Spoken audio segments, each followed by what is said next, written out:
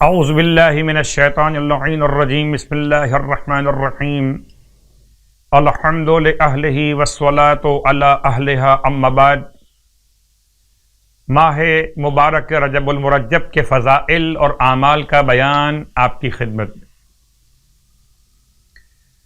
اب کچھ ایسی راتوں کا بیان بھی کہ جو امام جعفر صادق علیہ السلام کی روایت کی روشنی میں آپ ارشاد فرماتے کہ اللہ نے کسی امت کو 3 مہینے 3 راتیں اور 3 سورے کتاب خدا کے ایسے جو اس امت کو عطا کیے، کسی اور امت کو عطا نہیں کیے۔ 3 مہینے، ماہ رجب، ماہ شعبان اور ماہ مبارک رمضان، اور 3 راتیں لیالی البیز، روشن راتیں، اور 3 سورے، سورہ یاسین، سورہ ملک اور سورہ اخلاص۔ کتنا عمدہ ہو کہ اگر ان تینوں کو ان تینوں کے ساتھ جمع کر لیا جائے۔ پوچھا گیا مولا سے کیسے ممکن ہے؟ فرمائیے 3 مہینے اور رجب، شعبان، ماہ رمضان میں 13، 14 اور 15ویں شب میں، 13ویں، 14ویں اور 15ویں شب میں 2 رکعت، 4 رکعت، 6 رکعت نماز، 2 رکعت نماز کی ترکیب کہ ہر رکعت میں الحمد کے بعد سورہ یاسین، سورہ ملک اور سورہ اخلاص ایک مرتبہ۔ تو شب 13 میں 2 رکعت، شب 14 میں 4 رکعت، شب 15 میں 6 رکعت۔ طریقہ وہی، تو شب 13 میں 2 رکعت نماز کا طریقہ، شب 14 میں وہ 4 رکعت نماز کا طریقہ، شب 15 میں یہ نماز 6 رکعت۔ ماہ رجب میں بھی، ماہ شعبان میں بھی اور ماہ مبارک رمضان میں بھی۔ اب یہ رہا مسئلہ کہ ان راتوں کو روشن راتیں اور ان کے دنوں کو روشن دن کیوں کہا جاتا ہے؟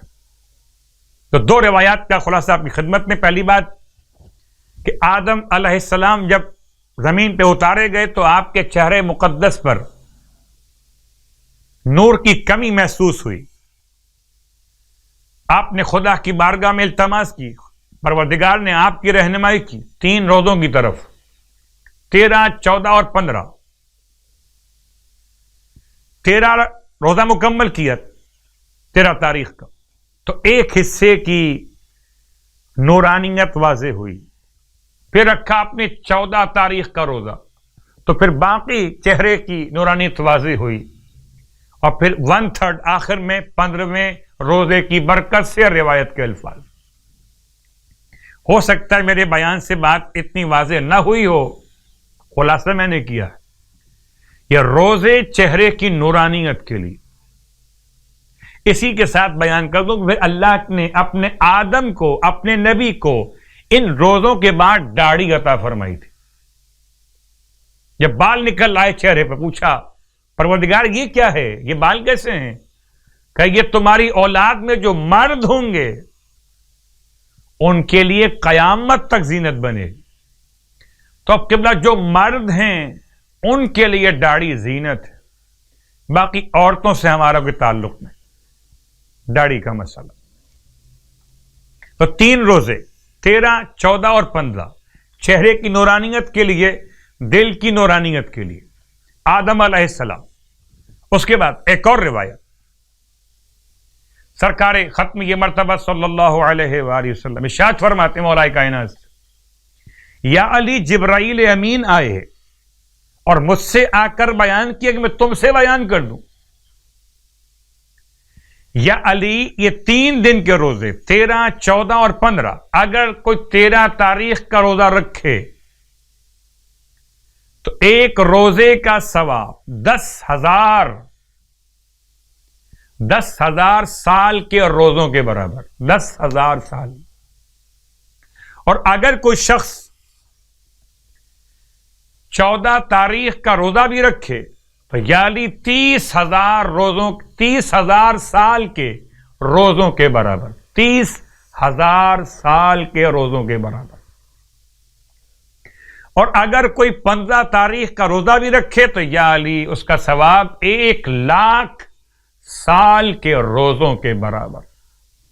مولا کائنات پہ لاکھوں درود و سلام ہو. فرماتے ہیں مولا سے، اپنے مولا سے، مولا فرماتے ہیں یا رسول اللہ یہ صرف میرے لیے بیان کیا یا سب کے لیے بیان کیا؟ فرمایا یا علی آپ کے لیے بھی، اور جو عمل کرے آپ کا چاہنے والا اس کے لیے بھی. تو یہ تو مسلسل 3 مہینوں کا ایک عمل میں نے بیان کیا، 3 راتیں اور 3 دن کے روزے. اب آئیے خاص طور سے نماز آپ کی خدمت میں 13ویں رات کے حوالے سے. شب ولادت باسعادت مولا کائنات علی ابن ابی طالب علیہ السلام کا بیان ہو چکا. یہ 2 رکعت نماز 2 رکعت کر کے 10 رکعت نماز پڑھی جائے گی. ہر پہلی رکعت میں الحمد کے بعد سورہ عادیات، ہر پہلی رکعت میں الحمد کے بعد سورہ عادیات، اور ہر رکعت دوم میں الحمد کے بعد سورہ تکاثر کی تلاوت. 10 رکعت نماز یعنی 5 نمازیں ہیں آج کی رات میں 2 رکعت کر کے پڑھی جائیں گی. آج کی رات کی نیت کرتے ہو. اللہ کے رسول نے ارشاد فرمایا کہ خدا اس کے گناہوں کو معاف کر دے گا اس نماز کی برکت سے. عجیب بات، وہ قبر میں منکر نکیر اس کے قریب نہیں آئیں گے. مجھے یاد آتا ہے کہ واقعاً مولا کے چاہنے والوں کے لیے نماز کا ثواب کتنا ہے کہ قبر منکر پر منکر نکیر آتے ہیں، قبر مومن پر والد شبیر آتے ہیں. نہ کرو سوال مجھ سے مرقد کا، ہٹو ہٹو کے جناب امیر آتے ہیں. اور اس کو منکر نکیر سے خوف بھی نہیں ہوگا. روایت کے الفاظ، اور پلے سراج سے بجلی کی مانند گزر جائے گا. اور اس کے بعد ماہ رجب کے دن کے روزے کا ثواب فرماتے ہیں اللہ کے حبیب کہ جو ماہ رجب میں 13 روزے مکمل کر لے تو قیامت والے دن اس کے لیے عرش کے سائے میں غذا اور کھانے کا دسترخوان لگا دیا جائے گا جس کی وسعت اس دنیا کے 70 گنا برابر ہے. اس پر بڑے مروارید اور یاقوت کی سینیاں یعنی وہ تھال جس میں آپ نظر کرتے ہیں رکھی جائیں گی. اور ہر تھال میں 70,000 قسم کی غذا ہوگی جس کی خوشبو اور رنگ ایک دوسرے سے الگ ہوں گے. وہ اس دسترخوان سے تناول کرے گا جبکہ دوسرے لوگ بڑی مشکل میں گرفتار ہوں گے. مشکل کشا کا چاہنے والا دسترخوان سے نظر مولا کر رہا ہوگا. خدا ہم سب کو یہ ثواب حاصل کرنے کے لیے ماہ رجب کے روزے اور نمازوں کی توفیق عطا فرمائے. الہی آمین. یقیناً روزے کا ثواب بھی آپ نے سماعت کیا اور دعا بھی مانگ لی. اور دعا قبول کیسے ہوگی جب تک کہ ولائے علی ابن ابی طالب علیہ السلام کا ذکر نہ ہو جائے. رجب کی تمام شان، تمام برکتیں کائنات میں بہترین عید کا عنوان، یعنی کہ سرزمین مقدس مکہ المکرمہ مسجد حرام خانہ کعبہ کے اندر مولا کائنات علی ابن ابی طالب علیہ السلام کی آمد. رجب کی 13 تاریخ اللہ کے رسول کی دعا مقبول، ابراہیم علیہ السلام کی دعا مقبول، ابو طالب علیہ السلام کی تمنا اور پیشن گوئی سچ ثابت ہو رہی. فاطمہ بنت اسد خانہ کعبہ کے دیوار کے قریب دیوار کعبہ شق ہو رہی ہے. بنت اسد کعبے میں آ رہی ہیں. اللہ اکبر. اسد کی بیٹی دیوار ٹوٹنے سے نہ ڈری، نہ خوف زدہ ہوئی، نہ پیچھے ہٹی، بڑھی اور آگے بڑھی جس کی ماں نہ ڈرتی ہو اس کا بیٹا کیا ڈرے گا؟ جس کی ماں نے پیچھے ہٹنا نہ سیکھا ہو اس کا بیٹا پیچھے کیسے ہٹ سکے گا؟ اسد کی بیٹی کعبے میں داخل ہو اور جہاں سے دیوار شق ہوئی تھی وہیں سے واپس دیوار پیوست ہو گئی، پتھر آپس میں پھر جڑ گئے۔ 3 دن تک خدا کے گھر میں رہیں۔ 3 دن کے بعد اللہ کے رسول خانہ کعبہ کے دروازے پر آئے۔ کہتے ہیں دروازے پر پیغمبر آئے اور بی بی خانہ کعبہ سے باہر برآمد ہوئی، آغوش میں علی ابن ابی طالب کو لیے ہوئے۔ اللہ اکبر۔ اس انداز سے میرے مولا کی آمد ہوئی کہ اللہ کے رسول نے جب آغوش میں لیا تو آپ نے ابھی تک تو آنکھیں بند تھیں، جب رسول کی خوشبو مشام میں گئی آنکھیں کھول دیں۔ گویا میرے مولا نے پہلی بار چہرہ محمد کو دیکھا۔ اللہ اکبر۔ اللہ کے رسول نے اپنی زبان بطور اول خوراک کے مولا کائنات کے دہن میں دی، زبان رسول خدا کو چوسنے لگے۔ پھر آپ نے فرمایا یا علی اقرا، پڑھ لیجئے، سنائیے۔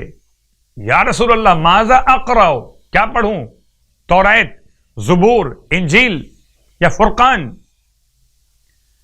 ارشاد فرمایا یا علی قرآن سنائیے، قرآن نازل نہیں ہوا ابھی۔ اور علی قرآن سنا رہے۔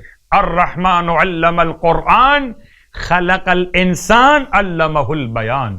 رحمان وہ ذات جس نے قرآن سکھایا پھر ایک انسان کو پیدا کیا اور پیدا کرتے ہی قوت بیان دے دی۔ اللہ اکبر۔ آغوش رسالت مآب میں کیا حضرت مریم کی گود میں عیسیٰ بول رہے ہوں گے جیسے رسول خدا کی آغوش میں مولا کائنات بول رہے تھے؟ عیسیٰ علیہ السلام کا بولنا عصمت مریم کی گواہی، اور مولا کائنات کا رسول خدا کی گود میں بولنا نبوت کی گواہی بھی، قرآن کی گواہی بھی۔ آپ نے جن آیتوں کا انتخاب کیا وہ آیتیں کتنی خوبصورت تھی۔ قد افلح المؤمنون، سورہ المؤمنون کی آپ نے 10 آیتیں تلاوت کی۔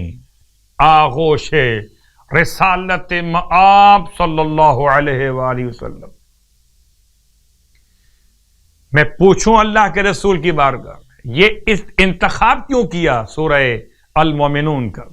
تو جواب ملے کہ مومنوں کو بشارت دی جا رہی کہ امیر المومنین علی ابن ابی طالب علیہ الصلوۃ والسلام کی آمد۔ اللہ اکبر۔ پورے مکہ المکرمہ میں پہلے 3 دن تک غل اس بات کا تھا کہ اندر کعبے میں بند ہو گئیں بیوی، سب پریشان تھے، مگر علی کا باپ مطمئن تھا۔ فاطمہ بنت اسد کعبے میں 3 دن تک مہمان رہیں، وہیں پر خدا نے کھلایا اور پلایا بھی، اور 3 دن کے بعد جب سامنے آئیں تو آغوش میں علی ولی اللہ، اللہ کا ولی آ گیا۔ اللہ اکبر۔ بس میلاد کی مبارکباد پیش کرتے ہوئے تمام اہل ایمان، اہل اسلام کی خدمت میں، خاص طور سے خانوادہ اہل بیت کی بارگاہ مقدس میں، کہ پروردگار اس میلاد کی برکت سے ماہ رجب کے صیام اور قیام اور عبادات کو اپنی بارگاہ میں شرف قبولیت عطا فرمائے۔ گرچہ جملہ مکمل کرتے ہوئے دل چاہتا ہے کہ 2 باتیں آپ کی خدمت میں بیان کر دوں، اور یہ باتیں مولا کی منقبت کے طور پر۔ برسوں کے انتظار کا کیسا صلہ دیا، دونوں جہاں کا سر میری جانب جھکا دیا۔ 13 رجب کو بولا علی سے خدا کا گھر قبلہ، مجھے تو آپ نے کعبہ بنا دیا۔ پروردگار سے اسی محبت کے ساتھ کہ جشن مولود کعبہ ہو، صحن کعبہ ہو اور فرزند مولود کعبہ ہو، تو پھر لطف آئے جشن کا، اور سارے موالیان آل محمد شرکائے جشن بھی ہوں اور اطاعت گزارے مولا امام زمان بھی ہوں. الہی آمین.